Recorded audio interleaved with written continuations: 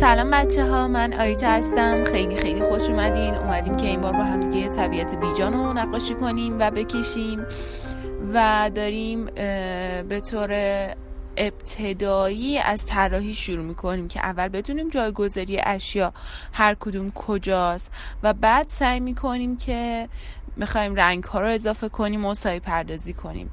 قبل از هر چیز خواهش میکنم لطفاً به کانالم سابسکرایب کنین، این ویدیو رو لایک کنین، اگه دوست داشتین کامنت بذارین، شیر کنین و یادتون نره اون زنگوله رو هم فشار بدین که هر بار من پست گذاشتم شما مطلع بشین. Hello guys, welcome to my YouTube channel. I wanna show you how to draw and painting in animate nature. And if you like it, please click the like and subscribe to my channel. And if you wanna follow me and see more digital art and how to drawing, I wanna learn you how to draw digital art with a simple way and step by step and walk through and everything you want. If you want something else, if you want something special, please write a comment for me. I want to see it, I want to answer it, I want to try to make a video about that. Thank you for having me. I hope you enjoy it and learn something. خب بچه ها، من برای شروع کار از یه براش استفاده کردم که توی پست قبلی لینکش رو توی دیسکریپشن نوشته بودم و شما میتونستین با کلیک کردن روی اون نزدیک به 100 تا براش مخصوص نقاشی دیجیتال رو دانلود کنین.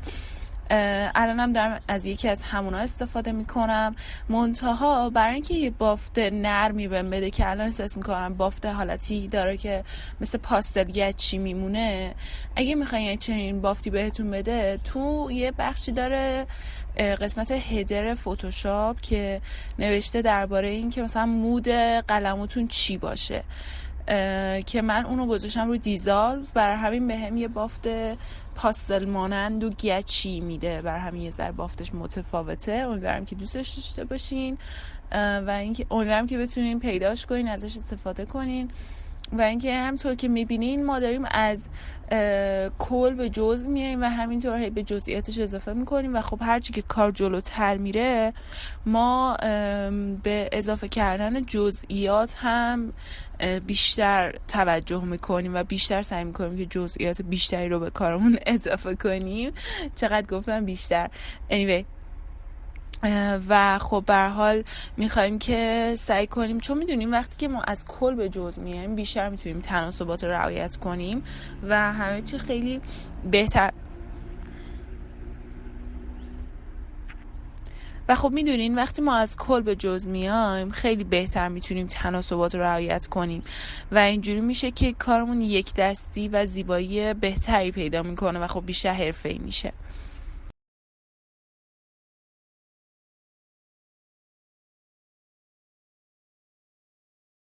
Guys, if it matters to you, I use the Adobe Photoshop for drawing my stuff. I use the brush of the basic of Photoshop, but if you wanna more brushes for drawing digital, please review it. My last video I put some brush for drawing in Photoshop on a description. You wanna download it and use it in Photoshop and enjoy it.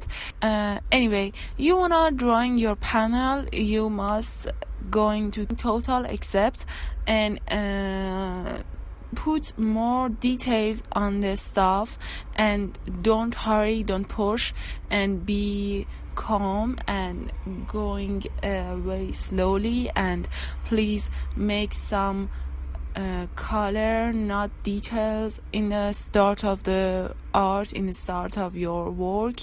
And further we go, we put the more details on our work, and this gonna make us a proportion, and this is a very important things in the artworks and the